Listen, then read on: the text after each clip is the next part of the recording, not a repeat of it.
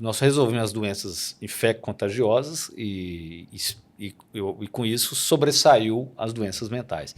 E não há dúvida, com as décadas isso foi piorando. Né? Acredita-se que hoje tem 970 milhões de pessoas no mundo, lembrando que tem uns 7 bilhões de pessoas no planeta que sofram de algum transtorno mental. A chance de um americano ter um transtorno durante a vida é de 30%. Ou seja, um em 3 americanos terá um transtorno durante a vida. Isso pode ser uma depressão, pode ser Sim. sei lá, uma um depressão, autismo ansiedade, descoberto tardiamente. Uma fobia, um síndrome do pânico, uma ansiedade generalizada, uma depressão, um transtorno bipolar, um surto psicótico. Ele vai ter um desses. Tá? Então, é uma epidemia. Isso, e diferente de todas as outras especialidades, não é só o remédio que vai resolver. Isso também acontece porque nós estamos perdendo nossos vínculos sociais, não é isso? Sim. Quando você morava no Juiz de Fora, você conhecia o vizinho, né? Tomou café. A gente foi perdendo isso. E faz parte da natureza ter essas conexões da nossa natureza. Sim. Então, isso foi nos deixando mais fragilizados. Por isso que a incidência de transtornos mentais numa área urbana é de 2 a 3 vezes maior do que na cidade do interior. Porque na cidade do interior você vai na praça, encontra, joga dama com fulano, conversa com outro, né? Minha mãe sai para andar na cidade dela, a cada 10 passos ela para cumprimentar alguém. O exercício fica prejudicado, mas as relações pessoais ficam melhoradas. É isso mesmo. É a mistura das atividades. E também você tem um lastro na natureza, né? Você sabe quando está chovendo, quando está frio, quando vai chover. Exatamente. Né? E a gente perde isso com o controle. Tudo tem ar-condicionado, a gente tem controle absoluto sobre o ambiente aqui. A gente perde a intermitência da vida. Então, o que é a intermitência? Quando nós vivíamos na natureza, você tinha o frio e o calor, você tinha sede, fome. Hoje não, você está na mesma temperatura, como o Duda falou, você fica em 21 graus o dia inteiro. Você bebe água o tempo, você não tem sede, você não tem fome. Então, o nosso sistema é como se você não fizesse atividade física. Por que você faz atividade? Você força o músculo, um leve estresse, e ele cresce. Então, nós fizemos o que com o nosso sistema? A gente não submete eles a estressores. Então, um dos problemas é esse. Por exemplo, a gente não tem sede mais, né? Você bebe o tempo todo. Eu achava que só a terceira idade que não tinha sede. Mas não, porque os sensores vão ficando mais alterados. Agora, olha que impressionante. Muita gente acha que a gente não pode ficar comendo o dia inteiro, correto? Sim. Então, a gente deveria, cada vez mais, nós sabemos que você tem que comer menos vezes ao dia, né? Ninguém se pergunta, será que a gente tem que ficar tomando água o dia inteiro? Provavelmente não, porque lá no tempo das cavernas, o Homo sapiens era nômade. Então ele achava uma fonte d'água aqui, andava mais 10 horas, achava outra fonte d'água, então ele sempre tomou água de gole. Porque cada vez que você beberia com água, você aciona seu rim, você absorve sódio, entende? Então, provavelmente, igual você não pode ficar comendo o dia inteiro, você provavelmente deveria tomar água, meio litro agora, meio litro daqui, 3 horas, meio litro. Não é isso que acontece. Muito se popularizou de acordar e já tomar um copão de água. Sim, pontualmente. Isso é tranquilo. Sim. Eu estou falando que a pessoa agora anda com o vidro d'água. Não tem problema, mas você não pode ficar bebendo o tempo todo. Stanley, as garrafas de vidro. Mas eu achava que o ideal era tomar golinhos. Mas você entende? Porque se você não pode comer o tempo todo, por que você pode ficar bebendo? Nós não fomos desenhados para isso, porque nós, da mesma maneira que a gente não tinha comida o dia inteiro, nós também não tínhamos água o dia inteiro. A gente encontrava uma poça d'água, uma água potável, vou dizer assim, você tomava 1 litro, aí você ia andar. Aí você encontrava outro. Você repunha a água, né? Você repunha água. Você fazer uma garrafa era um inferno, né? Tinha que pegar uma pele de animal. Uma época nem tinha, exatamente, já foi coco, depois. Ou fazer um barro, né? Uma moringa. Isso foi depois, né? Sim. Quando nós éramos nômades, provavelmente a gente circulava passando por fontes d'água. Né? Então, e uma coisa muito interessante que eu vi você falando, e eu nunca tinha prestado atenção nisso, curiosamente, né? Porque a gente hoje tem muita distração, está ultra conectado o tempo todo. A atenção é um dos recursos mais escassos que a gente tem. E aí você falou uma coisa que me abriu a cabeça e falei, óbvio, como é que eu nunca tinha visto dessa forma? Que é como a gente está sempre prestando atenção em várias coisas ao mesmo tempo e a gente tem mais propensão a registrar as coisas negativas, o que a gente acaba guardando na memória é justamente as perdas, as coisas negativas. Eu queria que você desenvolvesse um pouco mais essa... teoria. As emoções negativas, nós temos emoções agradáveis e desagradáveis, né? Positivas e negativas. O que nos levou a sobreviver foram as emoções negativas, o medo e a raiva em especial. Nós temos 5 emoções primárias, igual você viu em Divertidamente.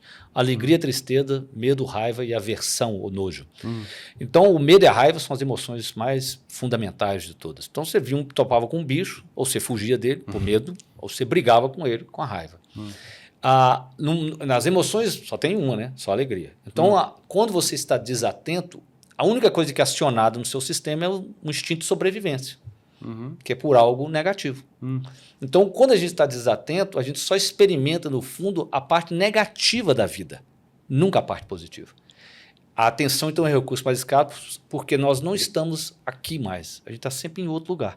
E quando você faz isso, você perde a profundidade da existência. Né? Então, assim, né? Igual nós estamos conversando aqui, imagina se a gente estivesse olhando no celular. Você perde isso, né? Porque tem um nível da conversa que não é a palavra, é uma outra coisa. Uma conexão. Isso, então essa é a presença. E é isso que a gente está perdendo. Então você perde a qualidade da interação com as pessoas que a gente ama, você vai jantar, né?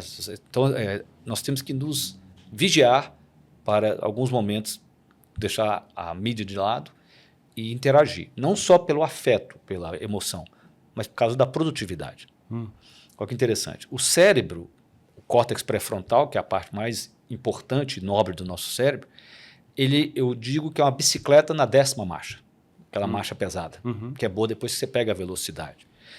É ótimo depois que você pega a velocidade, para arrancar é uma tristeza.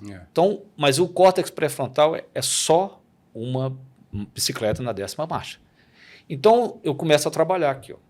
Aí eu vou pegando embalo, aí alguém me interrompe. O celular vibrou, eu faço isso. Não que eu faço isso, a bicicleta para. É o sinal vermelho. Você está ali pegando, fechou o sinal. É o efeito pit stop. Aí você volta, né, igual na Fórmula 1. Aí você volta, você tem que arrancar de novo. Aí alguma coisa distrai, você para. Então a pessoa termina o dia destruída e, na verdade, ela não fez nada. Sua mãe, como jornalista, vai entender. Um escritor, todos os escritores da história, eles tinham basicamente a mesma rotina para escrever. Eles ficavam 3 horas pela manhã escrevendo. Eles não escreviam 3 horas. Eles ficavam 1 hora aquecendo, aí escrevia 1 hora e revisava o texto, anotava algumas ideias para o dia seguinte. Porque ele sabia que ele tinha que aquecer durante 1 hora. Então, é um tipo de trabalho difícil. Escrever é talvez a atividade mais difícil que nós podemos realizar intelectualmente. Hoje, como que a gente consegue fazer isso? Se a pessoa é interrompida agora a cada 5, 10 minutos, ela não coloca o cérebro dela na melhor performance possível. Porque não existe multitarefa. A gente muda de tarefa.